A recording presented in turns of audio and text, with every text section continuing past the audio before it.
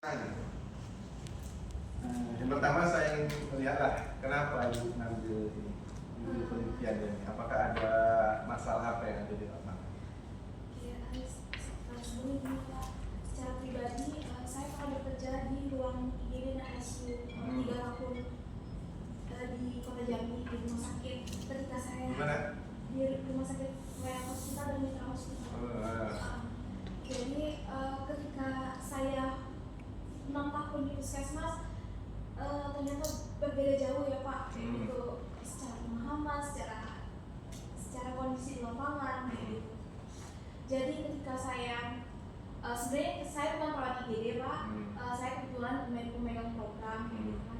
Jadi ketika di IGD puskesmas itu pemahaman tentang BCS itu masih sangat kurang gitu Pak.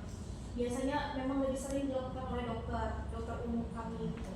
Jadi dan mungkin juga itu terkait juga dengan kurang, karena kami kan di dalam ya Pak puskesmasnya, jadi mungkin untuk ada misalnya kayak pasien penurunan kesadaran dengan misalnya trauma kepala atau cedera itu jarang sekali, karena kan kecelakaan itu tidak pernah terjadi, misalnya jarang bisa dibilang Pak. Penurunan kesadaran itu ada di puskesmas palingan dengan mungkin orang yang tiba-tiba serangan jantung dari dada, terus tiba-tiba meninggal. Nah itu mereka masih sangat kurang pemahaman tentang BCS-nya Pak gitu. Jadi saya angkat topik ini karena mensurvei 3 orang tadi dan 30 populasi, kan saya survei 3 orang Pak. Jadi karena masalah itu saya merasa cukup untuk mengangkat judul tersebut gitu. Baik, ada 3 pendidikan, mayoritas di 3 ya. Dan setuju. Dari jawaban setuju nih, rata-rata menurut secara teorinya Pak, mereka pintar. Dan 7. Ada yang 85 nilainya, ada yang 95. Dan 7. Iya, ada di belakang Pak. Ya biasanya cuma ini saja. Oh iya. Saya cuma was-was saja. Takutnya nanti mas yang 7 ini lebih parah daripada yang 3 yang 23 orang gitu kan. Tapi sejalan juga dengan pengalaman kerja Pak, karena rata-rata dia ada 10 tahun pengalaman kerja. Jadi semakin lama perawatnya Pak, semakin lama tingkat mereka bekerja, ada yang sampai 18 tahun kayak gitu, semakin memang mereka lebih paham gitu Pak.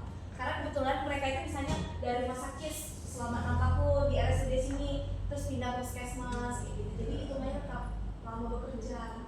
Bisa jadi sejalan, bisa jadi sejalan. Iya. Dia lama tapi tidak pernah ikut pelatihan BCS gitu. Nggak tahu. Memang belum ada yang lama tapi tidak ikut pelatihan, tidak paham, nggak ada yang ngajari. Kalau di sana pelatihannya palingnya cuma BPJS Pak, itu pun sudah banyak yang exposure Pak. Wah itu perlu masukan ya. Iya. Karena pegawai daruratan itu kan kondisinya tidak bisa diprediksi, jadi disiapkan dulu pengetahuannya, baru nanti ketika ada kejadian dia sudah siap. Jadi jangan ditunggu situ jarang, itu tidak pernah, jadi tidak perlu. Ini kan jadi rolling juga ya, jadi sebenarnya disiapkan dulu perawatnya yang siap untuk di lapangan. Jika ada kejadian dia sudah siap. Kemudian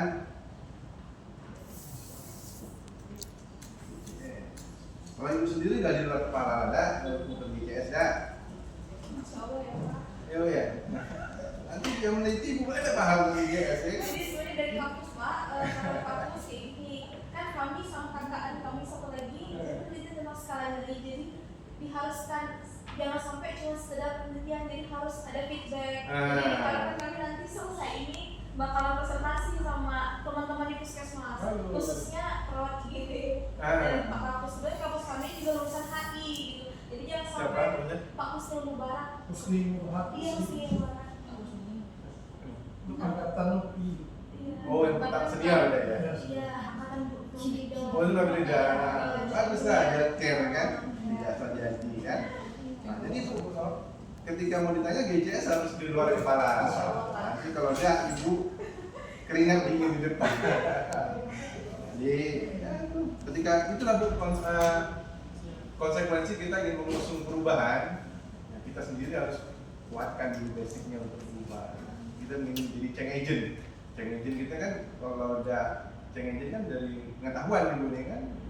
Ceng engine itu kan bisa dari pengetahuan, kekuasaan, kekayaan. Nah, kalau dari ceng engine ini dari pengetahuan, jadi ibu harus di atas tingkat atau 2 tingkat. Nanti ketika ibu kena press, ibu tenang, dan ibu paham, ya. Tidak bagus.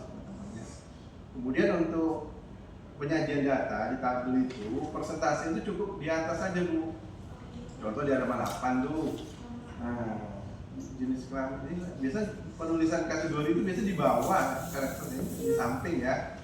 Mungkin tulisan jadi jenis kelamin di bawahnya laki-laki perempuan, pendidikan di bawahnya D3 das, usia di bawahnya di atas kurang 30 sampai 40, di atas 40 biasanya seperti itu sih ya penulisannya. Ini kok samping ya, tapi namanya penyajian data mungkin ya ini ya ada versinya masing-masing. Saya rasa perlunya gantinya ke bawah. Kemudian frekuensi itu rata tengah ya. Kemudian persentasenya itu tidak perlu ditulis di atas di bawah, sorry, karena di atas kan sudah persentase persen, jadi di bawah itu tinggal angka. Kemudian dibuat totalnya Bu, di bawah kan tidak ada totalnya ya.